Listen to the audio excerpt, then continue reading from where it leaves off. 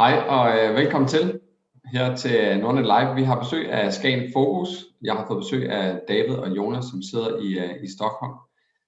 Vi kommer til at afholde den her præsentation på engelsk, så lige om lidt så giver vi ordet videre til Jonas og David. I er meget velkommen til at stille spørgsmål undervejs, så skal jeg nok sørge for at samle sammen, og så stiller vi til sidst i webinaret.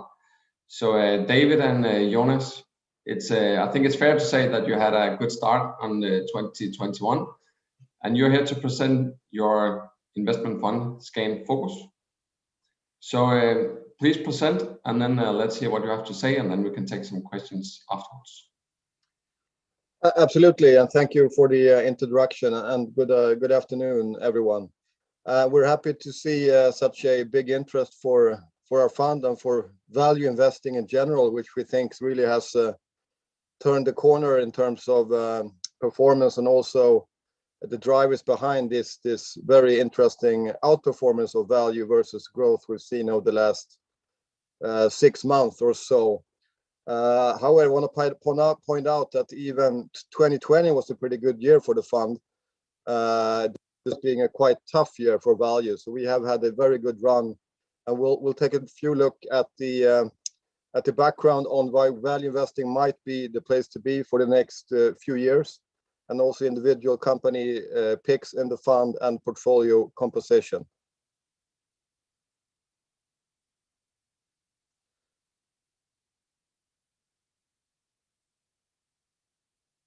And first, a few words on SKAGEN Fonden itself. It's established in 1993, and it's currently owned 100% by Storebrand.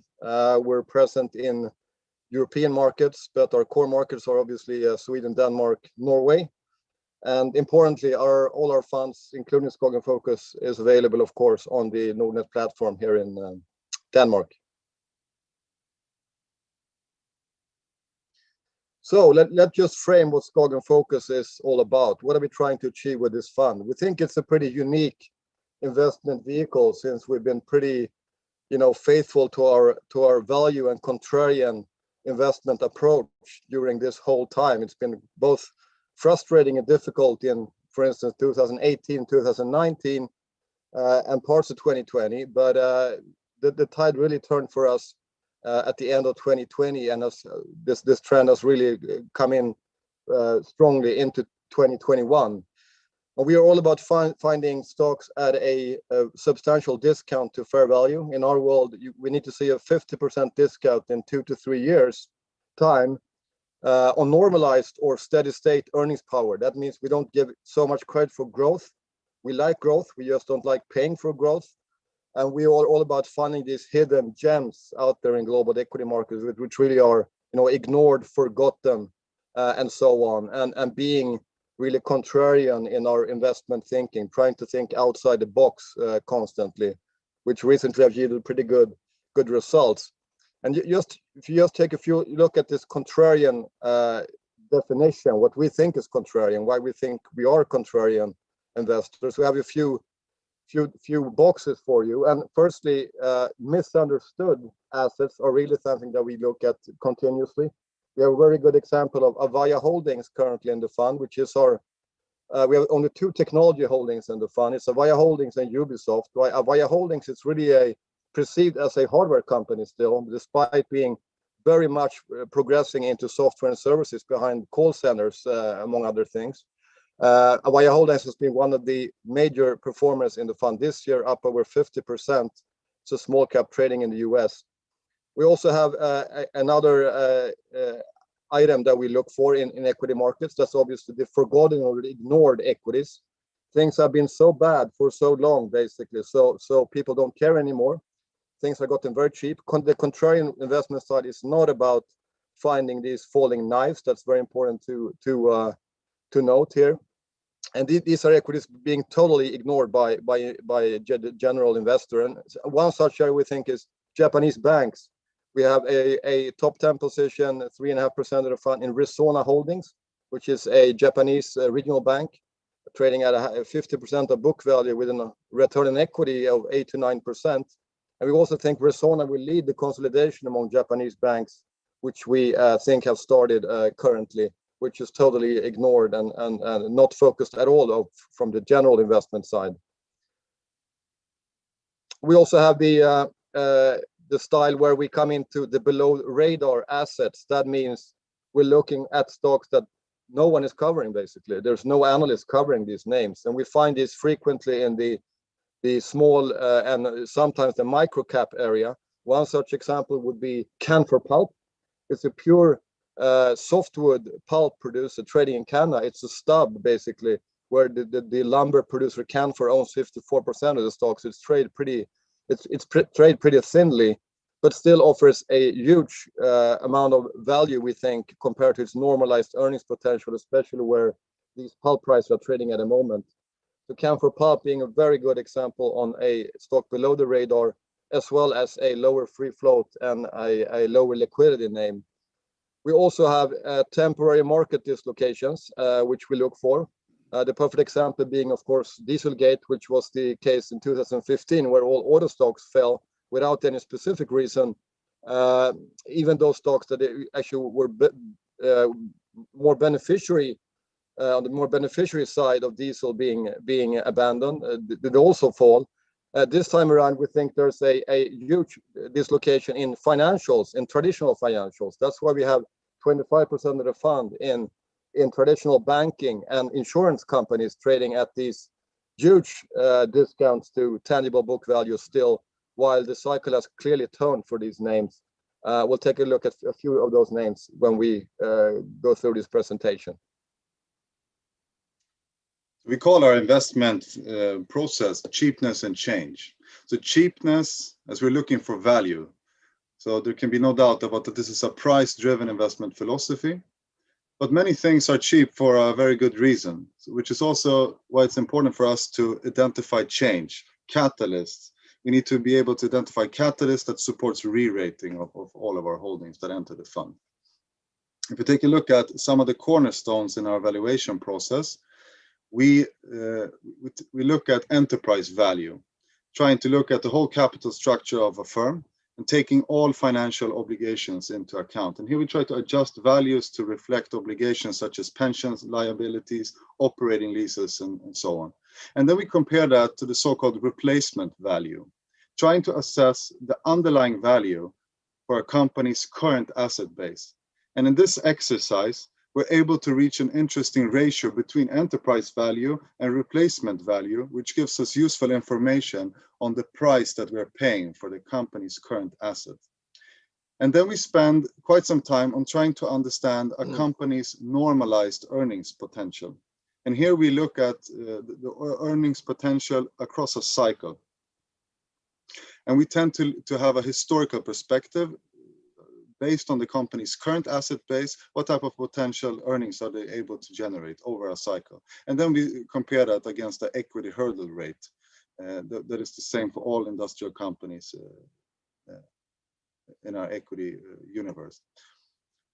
So the important thing here is that for us, we look at normalized earnings power. This is why we rarely change our price target as we take that into account in our historical analysis as we do the analysis. We like growth, as Jonas mentioned before. It's just that we don't like to pay for it. But the important thing is to identify value. At least 50% upside needs to be identified with supporting catalysts that can be realized within a 2 to 3 year horizon for a position to make it and qualify into the fund. So this is a little bit what it's been feeling like over the last few years, right? We're coming back from the wilderness, where value as an investment style is really coming back with full force here.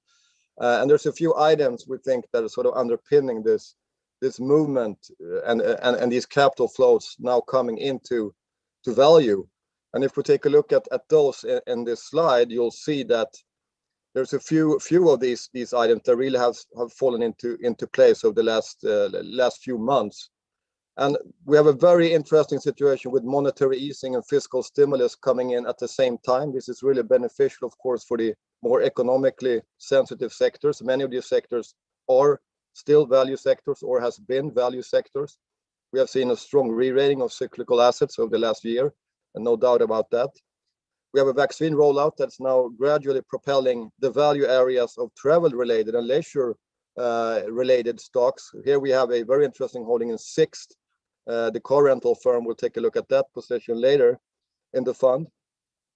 we have seen the markets really trying to, if you talk about the other side of equity markets, which really is the super big tech, mega big tech companies trading out there, which are really dominating the index baskets. What you get if you buy an index basket today is a very tilted exposure versus technology companies and super mega big cap names, which really have been growing massively over the last few years, no doubt about that. But the markets seem to be slowly anticipating the maturation and the saturation of these names, which also, of course, if that happens at the same time or simultaneously as these other factors come into place, you get these violent rotation into value. And that is really what we're in that process right now, we believe.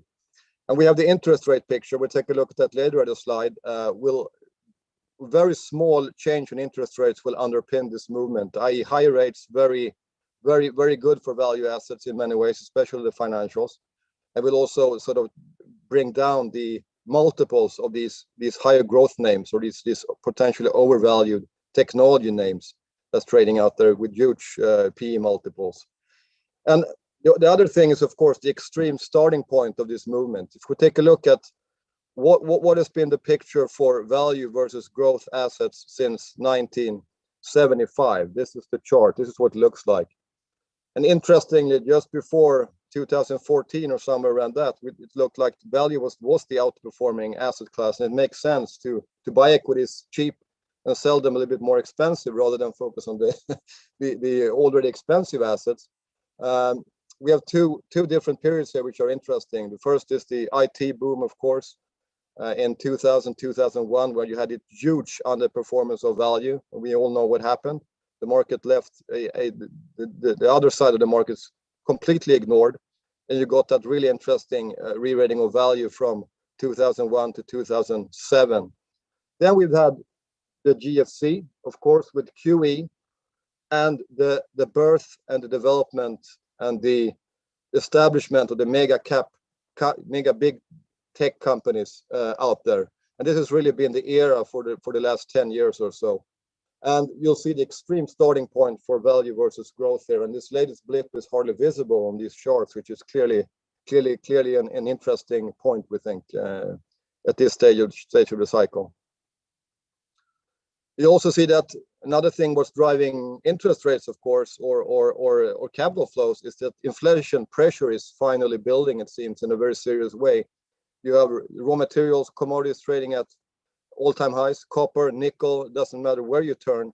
That cycle has really turned, and every company we have talked to in our company meetings now, everybody talks about bringing these prices, these cost pressures to clients, which means you have these pressures, which is really showing up now also in the inflation figures globally, especially in the US.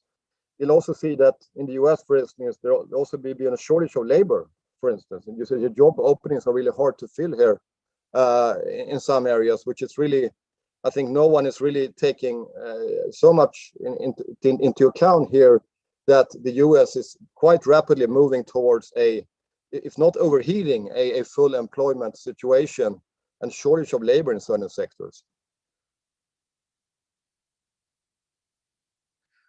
And the interest rates, we have seen the yield curve steepening, of course. This is highly beneficial for value assets in general, especially the financials, especially commodities, especially the economically sensitive stocks.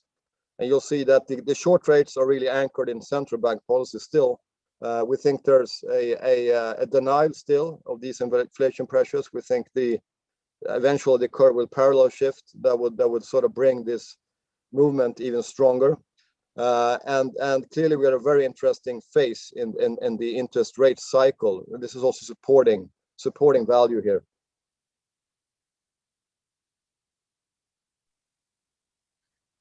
Yeah, so Jonas spoke about the opportunities that we can observe in the market and the phenomena that creates these opportunities, where we really benefit from our global, broad and unconstrained mandate. And here I just wanted to highlight the spectrum in which we can apply our value-based philosophy. And below you see different examples from the fund how it looks today. The first one, mean reversion, is the most known and classical one to value investing. Here an example from the fund could be Korean Re. This is an overcapitalized Korean reinsurance company trading at 0.4 times book. And the stock is currently priced as if the bad historical underwriting will continue forever. Our understanding is that management understands that it needs to scale back risk, and we've been seeing some indication that this is moving in the right direction. So it's not a thesis about that they're going to be the leader in their industry or even at the level of peers. It's just about doing things less bad. And just based on that, we can see our required upside.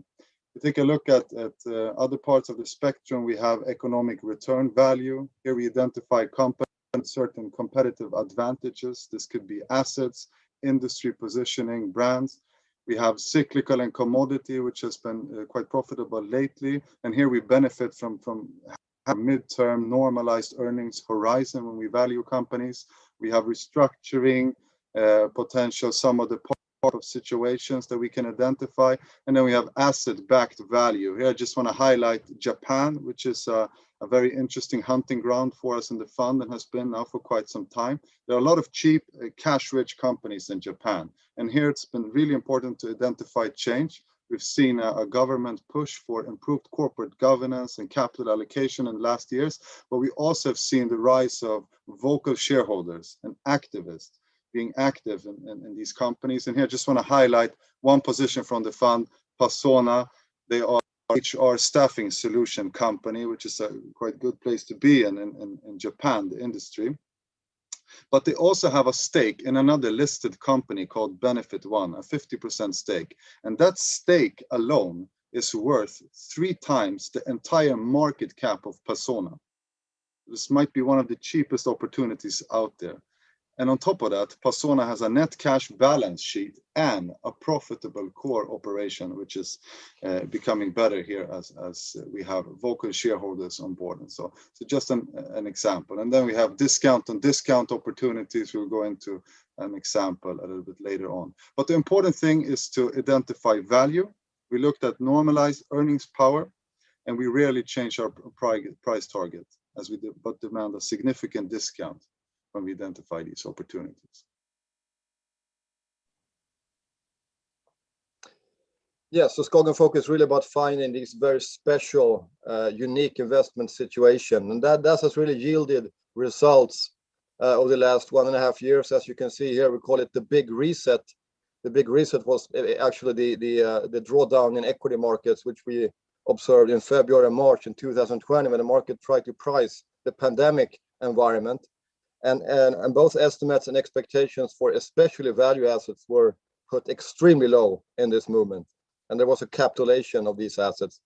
We managed to buy a whole bunch of very interesting positions in that downturn, which eventually turned into investment winners. And that's why one of the reasons we had a very good 2020, also because of Ivanhoe, Roxgold being very strong in the fund, or we will take a look at those names later.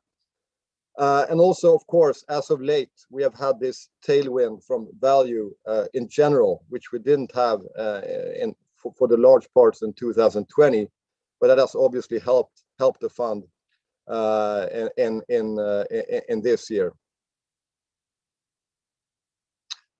So not only have we performed better than most of these indices, we have also a much cheaper portfolio, which we think is very interesting to focus on.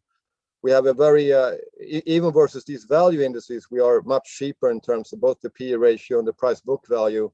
So this is really an achievement, we think, which we are quite proud of, being able to, with this much, more limited universe, really, and more disciplined investment process, really achieve these returns, almost 20% year to date in measured in euros. So looking at one of the top picks in the fund, it's Ivanhoe Mines. And Ivanhoe Mines is a copper producer. They have developed one of the largest copper findings out there in Congo, in Komoa-Kokula.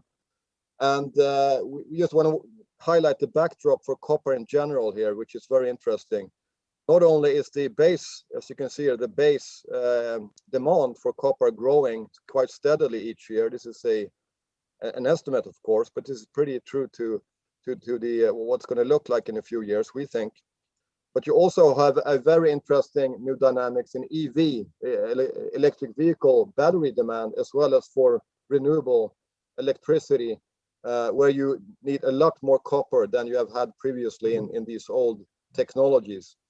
And there's not too often you find these copper findings. I mean, the last big finding was Ivanhoe's find in Congo, really. And the supply will actually go down as it looks. If there's not any new findings out there, you can have extension of mine lives, etc.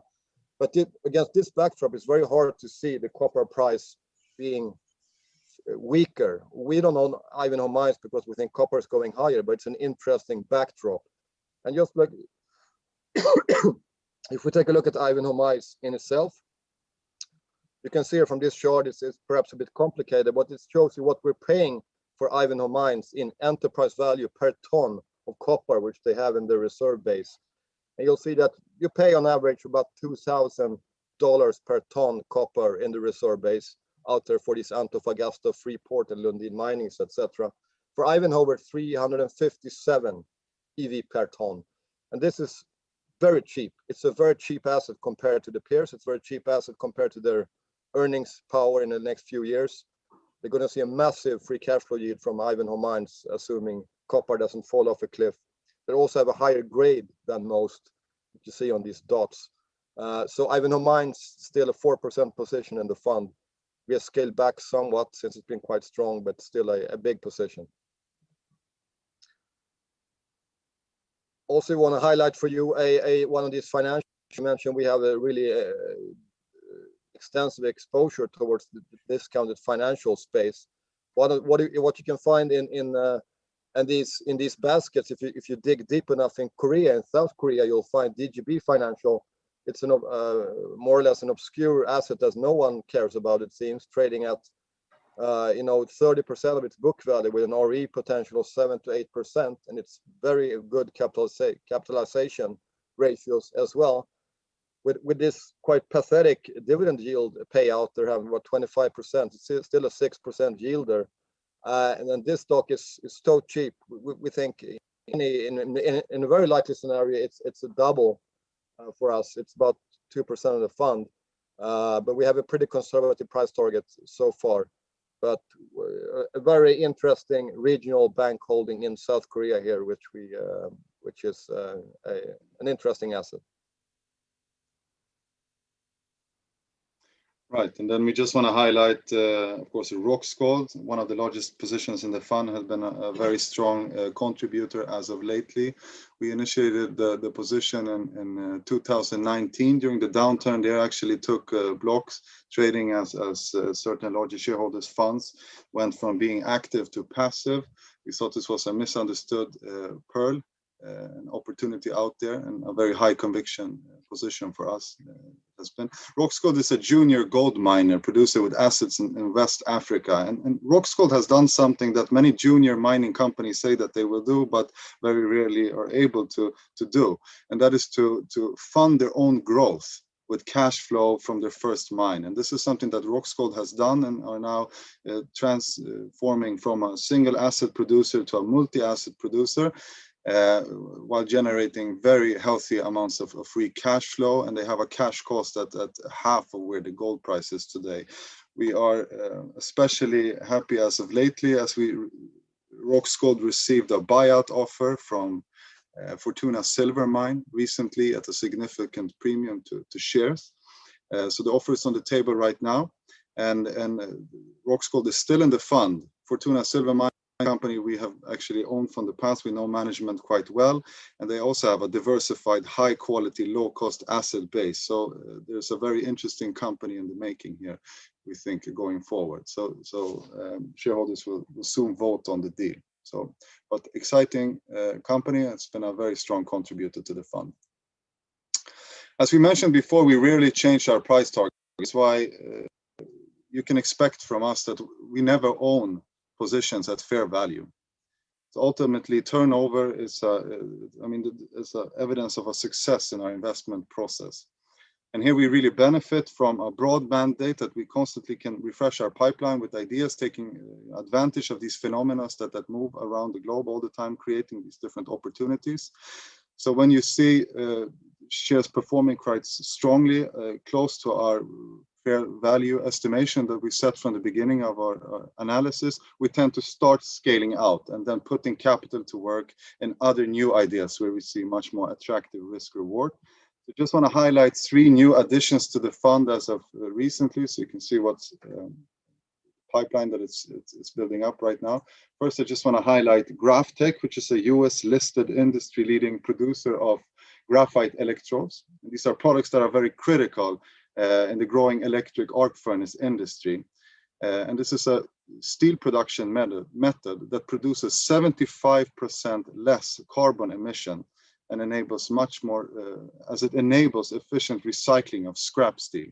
Graphite have a 25% global market share, and the company is also vertically integrated into key raw materials, which we think gives them a key advantage, both in terms of cost, but also quality versus peers especially.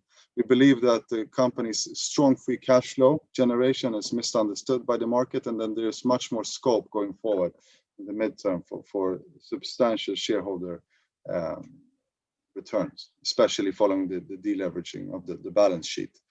We highlighted Sixt before, the car rental company, which is operating in an industry that's been through quite some tough times since the start of the pandemic, especially in several bankruptcies, especially in the US.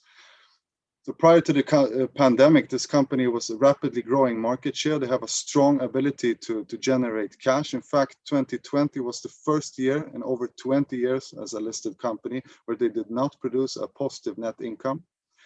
They're controlled by the founding family still, and during the pandemic, the company has benefited through their conservative approach towards leverage versus peers, as they've been able to take advantage and buy new assets at discount and concessions from peers that have been focusing on just basically staying alive. This is essentially a mean reversion type of position. They will obviously benefit as travel demand starts picking up again, but it's also an example of a discount on discount situation, as we invested into pref shares, which we could buy at a 40% unwarranted discount, we think, to ordinary shares.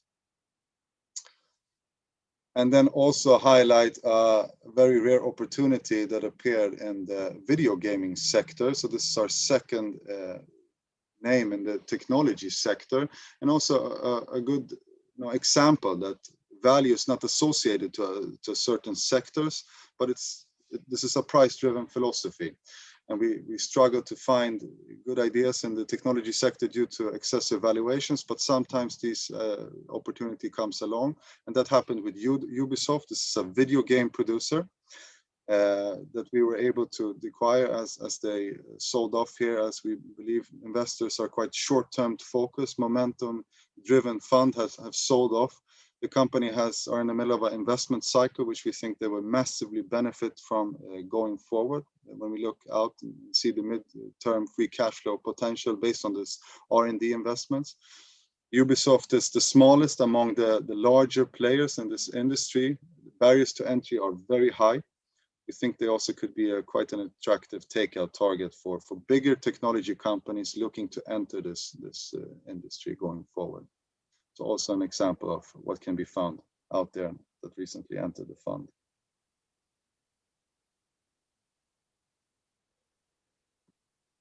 Yes, and looking at the top 10 positions in the fund, we currently have 42 positions in the fund. We mentioned several of these names.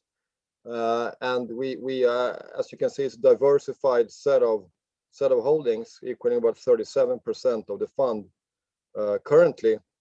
We also want to highlight that this currently, which David also said very correctly, that value is not associated in any way with specific sectors. If you dig really deep, currently there's very little value, we think, in technology, but that could change. For instance, we can also find value, for instance, in consumer staples or consumer non-cyclicals. For instance, in Albertsons, which is the third largest food retail chain in the US, trading at with a very low free float and a little bit lower liquidity, maybe are not inclusive in these indices in the US and so on. There's going to be several placements from the PE side that held Albertsons for several years and restructured the company, but trading at a significant discount to both Kroger's and Walmart which we think is completely unwarranted in Albertson's case. It's almost 4% of the fund. Importantly, there's a very, despite the rally we've seen in the NAV for the fund, we still have very decent upside, and this is about 40%. And this is really due to the fact that we have recycled our exposure. So 40% plus of the fund is initiated less than 1 year ago, and this is really about SKAGEN Focus. This is our job, to keep that upside for our clients intact over time by selling equities that reach price targets and recycling this exposure into new holdings, which you can expect from us to do in the fund at a constant basis. And the valuation of is still very attractive, we think, especially when you compare the price book value to the return on equity of these holdings, where you can measure it. It's still a very attractive valuation in the fund currently. So just to sum up, we think we have still a massive potential, as we have shown you, for the rotation into value from these growth segments. The clues to this is both what's going on, of course, in the economic cycle, but also the capital flows when the markets start to price a more mature mega cap tech environment. That will really bring some interesting capital flows into value. We think it's going to happen at some point. The question is when. We might have seen the start. We have a very strong fund performance, but despite this, we have a very good upside still in the fund. It's 40% plus across to our price targets. And major exposures currently, while have decreased somewhat, I must say, in commodities. We have taken down the commodity exposure a little bit since we've sold down Ivanhoe, West Fraser, and lumber, and so on. Financial still being very extensive in terms of exposure in the fund at 25%. Japan and Canada being big on the geographical level. Japan, where you find many interesting asset-backed value cases, which we have shown you, Persona and the likes. In Japan being about 18% of the fund, I think, currently a Japanese exposure. So that is really what we have for you today. We're happy to take any questions if you have any. We hope you have some questions for us. Thanks a lot, Jonas and David. And now is the time for questions if you have any. We do have a few here we can start with. Can you elaborate a little bit on how often you change your equities in your portfolios? Do you keep them for a long time? Yeah, that's really what we alluded to a little bit here, the velocity of the fund. I think that's been about 0.1 time actually over the last few years. It might seem a little bit high, but it's really a measure of the success of our investment style, i.e. how fast do we reach the price targets in these equities that we hold, or alternatively, how fast do we close non-performing positions in the fund and buy new assets. So we think it's we can hold an asset for 2 weeks or 3 months or maximum we say 3 years before it reaches our price target. If it goes beyond 3 years, we think that it's a value trap. Then we'll basically exit the investment case due to the time constraint, the duration constraint in our investment process. But we're happy to take a 2-week re-rating of 50%, which has happened in the fund, but then we'll get out. We very rarely change these price targets as we have said. Okay, and then you showed a nice graph from the beginning of March last year. Have you changed any particular things in the portfolio since then, or was it just a time for good performance for your shares? We have changed. I can tell you we bought a lot of interesting positions in the correction in February, March of last year. Norma, for instance, Eagle Materials, AirCap. These are positions that really was extreme winners. Were extreme winners in 2020. Many of these have left the portfolio already. They reached our price target. Norma went up way over 50%. Eagle Materials was up more than 50%. AirCap, we exited their leasing company at the now in 2021.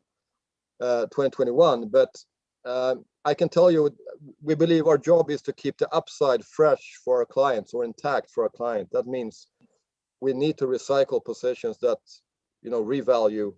So we're probably perhaps a little bit more active than many other, but in a good way, we think, in terms of finding these our opportunity sets to invest is so large, since we're focused on mid, small cap, or some extreme large cap positions, and we can move across these value areas. So we think the opportunity set is vast, which will allow us to keep our upside intact.